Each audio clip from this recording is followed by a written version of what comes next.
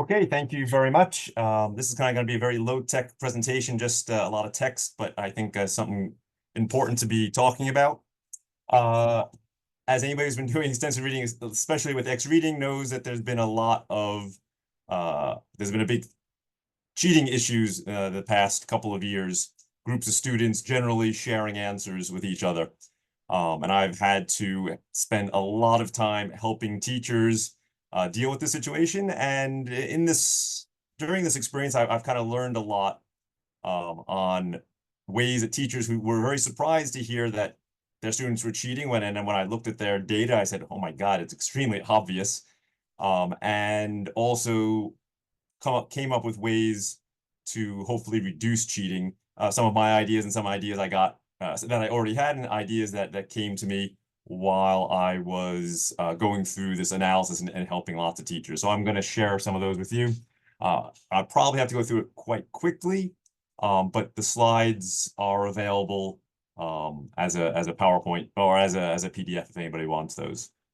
Okay, so I just want to start with a quote, which I guess is an adaptation of something from Spider-Man, not typically in academic context. With great freedom comes great responsibility. Okay, so I often have people say to me, oh, my students never cheated before they started using Xreading, or my students never cheated, with extensive, they don't cheat. Why are they cheating with Xreading, or why are they cheating with extensive reading? And I'd say it's just simply because extensive reading gives students greater freedom, the freedom to choose to do what they want. They're not all reading the same material. There's not going to be a test for everybody that the teacher can keep hidden. And therefore, there's just more opportunities for students to cheat. Okay, so I don't think it's inherently related to extensive reading. Well, there are some points of extensive reading that may lead to greater cheating. Okay, so just getting right into the tips. These are tips to identify cheating. These are largely connected to Xreading because that's what I was looking at, but I think they would certainly, most of them would apply to mReader, anybody using that, or any other extensive reading program that you have. So I hope it will be applicable. The first one is just check out the reading speed. That, I guess, would be something primarily with Xreading, that if students are reading at a speed that's too high, that's just a very, very clear indicator. In Xreading, we have a maximum reading speed of 300 words per minute, but that is just to prevent false positives. That's really much faster than most students should ever be reading.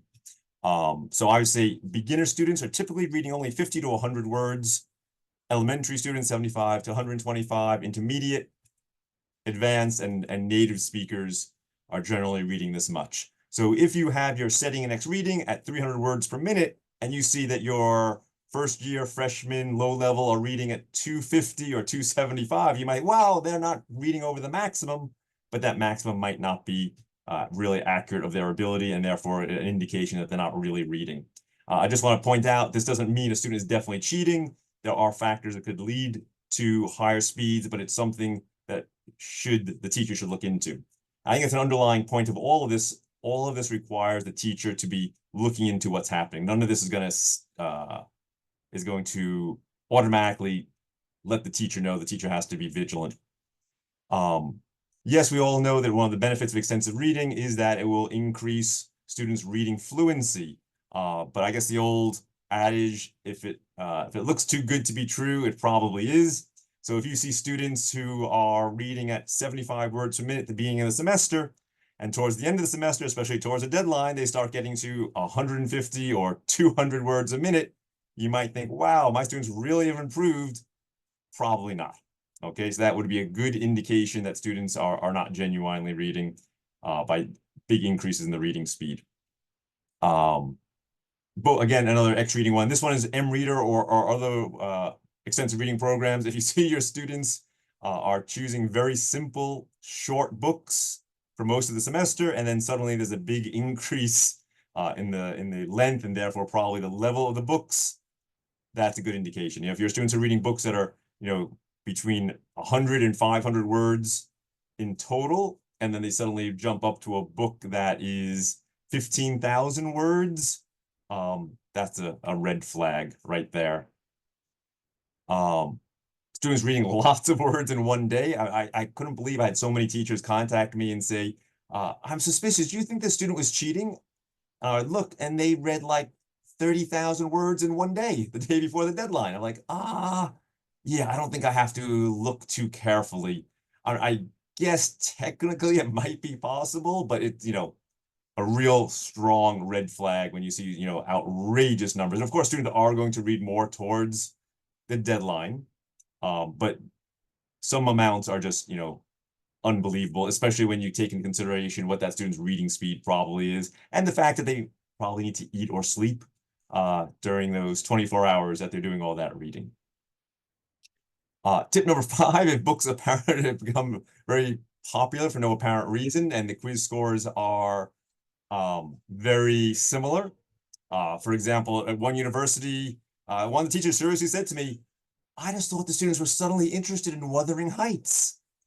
I said, no, I don't think that's really what Japanese university students typically want to read. Of course, it's good to have a book like that for students who are interested. And and especially if it's part of a literature class. But if you see something suspicious like that happening, it's probably a sign that they've shared the answers and students are then just adding that book.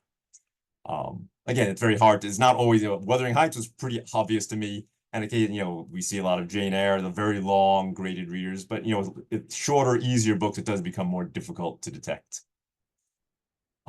And tips 6 and 7, these are definitely related to Xreading. We have a new feature we added called the user log summary, which shows you what a student is doing in each chapter of a book. Okay, and the reason we added this is that very often students who are cheating, but know they have to have a certain reading speed, will go into the book. Generally, they'll go to chapter 1, they'll spend 10 minutes, 30 minutes, sometimes an hour and a half in chapter 1, and then speed through the rest of the book. But if you are looking just at their reading speed, it won't be as obvious. It won't be obvious at all. So here's an example. This is from a real student. I hope it can't be identified. But you just see, first of all, the student was reading books, 46 words, 241 words, 143 words, then 12,000 words, 8,000 words. I'm sorry, the others are hidden, but these are generally books over 10,000 words. That's a pretty big jump from an average of, say, 120 words to 12,000 words. The book I'm going to focus on, though, is Good Wives. 123 words per minute seems reasonable. But then when I look at the user log summary over here, which actually I'm going to enlarge for you, you can see that they read chapters 1, 2, 3, 4, 5, 6, 7, and 8 at over 3,000 words a minute. I think this is a record 14,000 words per minute. And then I guess chapter 9 must have been very interesting because the student spent an hour and 6 minutes on at 10 minutes, 10 words per minute, bringing their average. Okay. The second benefit of the user log summary, we have something called the inactivity timer, which it will pop up every time the student stops progressing through the book. A warning will come, and this counts how many times. So it's 30 times this warning came telling the student you're not reading. It doesn't seem like you're reading. So I think that's a good indication. Okay, so I think these all give good tips for checking if your students are actually reading or not.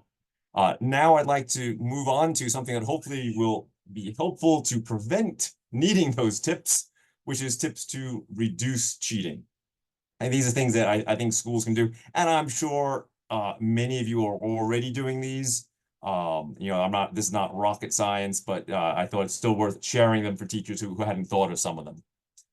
I think from the first one is just you have to let students know from the beginning what extensive reading actually is, what they're doing, what the pedagogy behind it is, just explaining it in terms that students understand. You don't want to talk about frequency, things like that, word frequency, but just letting them know that, yes, it just seems like you might be reading books that you're enjoying, and again, enjoying is a relative word, but there's a reason to the madness, that there is it's not just reading, that this will eventually, because again, it doesn't seem, it's not very intuitive to students that reading is actually going to improve their English, especially if the reading is easy.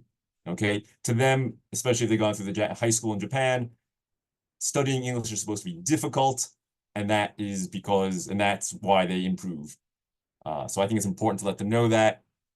You want to point out that, again, it gives them the freedom, but they have to have responsibility, as we mentioned earlier. And if you're using Xreading, it's probably better not to let them know how they could be caught, but let them know that they can be caught, just to put a little bit of scare into them. So a little bit of carrot and stick there.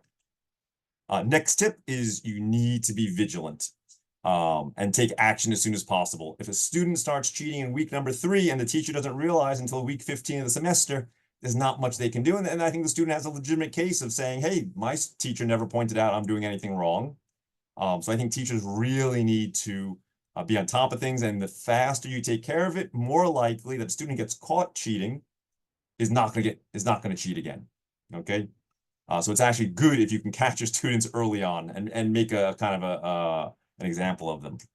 I'd say never let students know how you let them cheat. They're clever, and they will realize how the teachers caught them, and let us change their cheating style. And if you've been told, if you realize they cheated and you don't want to tell them how, just say Xreading reported it, and that's fine. The first time you catch a student cheating, they must be penalized. I know, teachers like to be nice. I like to be nice. Oh, okay, you cheated. Just don't do it again. And there's no penalty the first time. That's what I used to do. But I realize that's a huge mistake because, and when I say a penalty, I don't mean just losing the words for the books they cheated on. Okay, because there's no incentive for other students first of all, just on this point, if you only take away the words of a book a student cheated on, it's kind of like telling a bank robber, the police tell them, oh, okay, we caught you, just give the money back and everything else will be fine.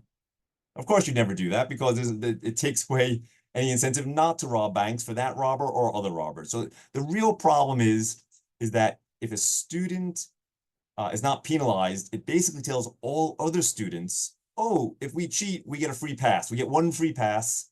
So let's just cheat until we get caught. And if we don't get caught, that's great.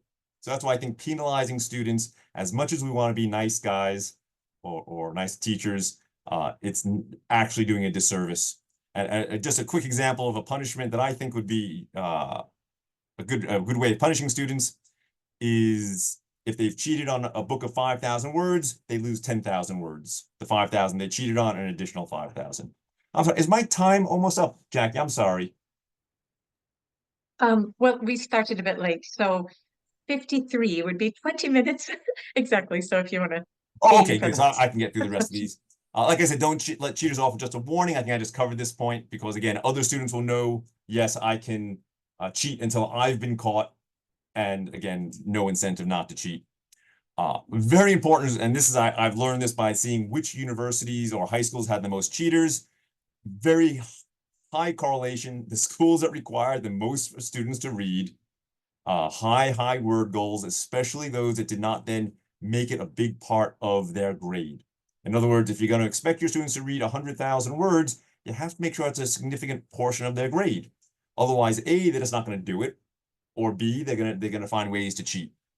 Okay, and similarly, if it's a small portion of their grade, yeah, same thing. You can't expect them to read a lot. Okay, but that has been one of the things that I've learned by observing all the cheating going on is that it's the schools that require probably too much for the grade that the students are going to get out of it.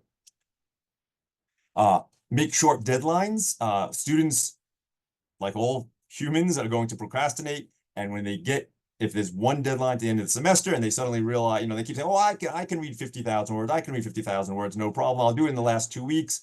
And then the last 2 weeks, they get busy with other school stuff. And I can try to get it done in the last week. And next thing you know, they have only 2 days to get those 50,000 words. And that's why we see what I mentioned earlier, students reading 30,000 words in a day. So I think definitely better to add, to shorter deadlines.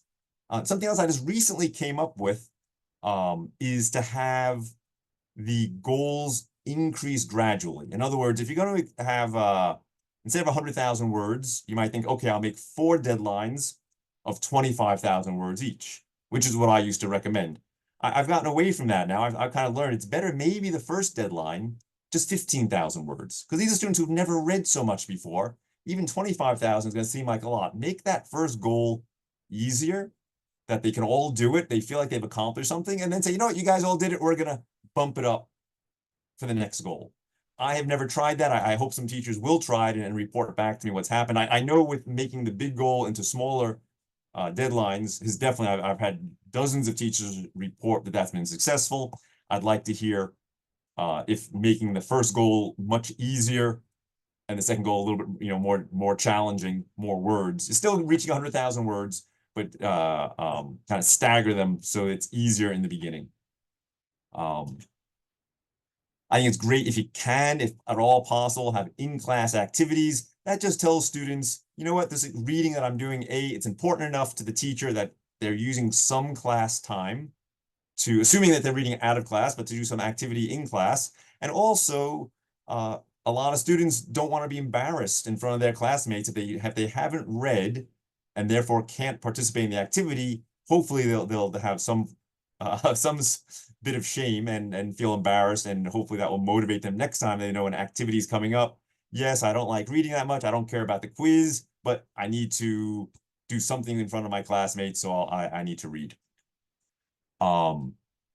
You can one thing is another tip is to allow only one student to select a book for a specific assignment. This is kind of an Xreading thing. There's a setting that says if you set an assignment and once a student chooses a book, no other student can choose the same book. That is really, really effective. It's a little bit drastic, but it is extremely effective. The problem is if you have a long assignment, it doesn't work, especially with a lot of students who are reading a lot, because then the pool of books keeps getting smaller and smaller. Okay. But again, I have no teachers who've done it, and they said it's really reduced almost all cheating.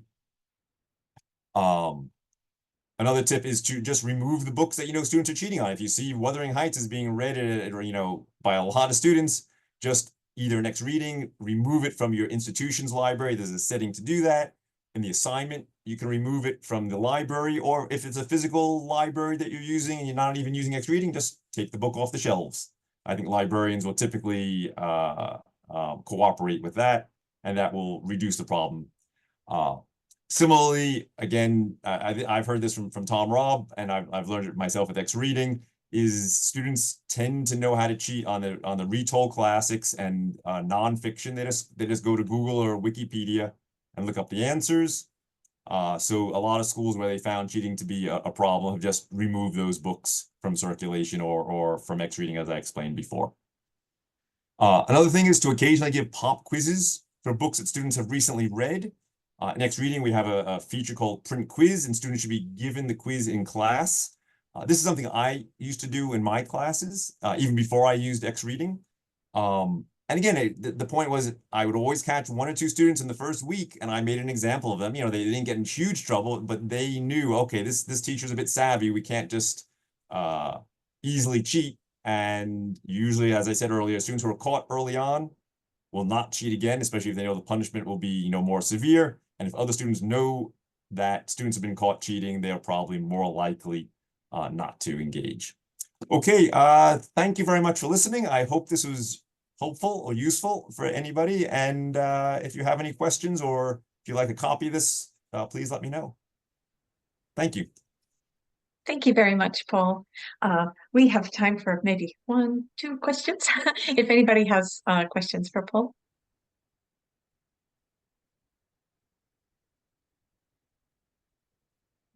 Yes, may I? Yes. Yes, please. I'm Mami Yoshida from Kyoto University of Foreign Studies. Oh, hi, Mommy. Hi, thank you very much for helping us as usual, as always. Yes, we are one of the universities where we so many students, more than 1,000 students engage in Xreading. So we also have a huge program about cheating. And yeah, research. So I had to catch many students who look good students, but who actually did cheating. Some of them confessed cheating, and some of them just, I don't know, yes, didn't confess. I don't know if they actually cheat or not. And then I came up with some strategies. First, I sometimes give them a placement test so that should have them read the same books which nobody has read so far. And then we can get, and then I encourage them to read as fast as possible, but as accurately as possible, so that we can measure their average reading behaviors and also speed, so that I can tell, oh, you are not, you can score this much with this speed, but how can you read so fast suddenly? When students suddenly start reading very high level and with very big word counts. So I wonder if you have any plan to develop placement test we can use, just regular materials which we can use, but which never appear on, in the Good question. library. Yeah, so we are working on something like that, but my opinion, and Mama, you've done a great job. You have such a good extensive reading program. And again, because you require a lot of reading, you have more students cheating, and because you have such a large number of students in your program all doing extensive reading. My opinion, and again, I'm still working on what you're suggesting. I'm an optimist maybe, in that I think students don't typically cheat on the first few books that they read. So that's kind of what I've always used for the what we'll call a benchmark. So again, but you do have some students who even the first, they don't read for the first 10 weeks of the semester anything, and then the first book they read, they cheat on. So then in that case, my suggestion won't be helpful. But in general, I think students, if they start reading in the beginning of the semester, especially first year students, are hopefully not going to cheat on those first couple of books. That said, I think your idea is excellent, and we're going to try to add something like that, a reading placement, a better reading placement test. We have a test that Tom Robb developed, and it's quite good, but it's not really a reading test. Yes, please. And also another function I'd like to have is to give warning to students if students are reading much higher level, We're working on that also. The thing we're most concerned with, we don't want to have too many false positives. I do want to say one more point that Mommy brought up that I've heard from at least 20 teachers in the past month, which was, no, that's my best student. They couldn't have cheated. Yes. And then when the teacher looks, oh yeah, I mean, because there's some things that just make it obvious. Like I showed you before with the reading speed of 14,000 words per minute, there's no question. And then there's other things that we did. We added some special books that were, indication that the student cheated, because just very short, that the books actually were not in English, they were in Spanish, but we posted the answers, and hundreds of students added that book and said they read it and took the quiz. Yeah, that's right. And clearly couldn't have read it because they wouldn't, unless they were Spanish majors. And yeah, many teachers said that was my best student. So yeah, unfortunately that does happen. It's so disappointing, but it's also just reality. Yeah, some kind of patrolling functions of the reading speed by chapters, not on average. Yeah. I But unfortunately, just to let you know, we checked the book that had the Spanish, half the students went through one chapter like for 1 hour and then sped through the others. The other half of the students read normal speed through every one of those chapters that they could not understand. We are very, very strategic. Yes. It was very disappointing. I thought that would be such a good feature to catch them, but no, the mice are getting smarter.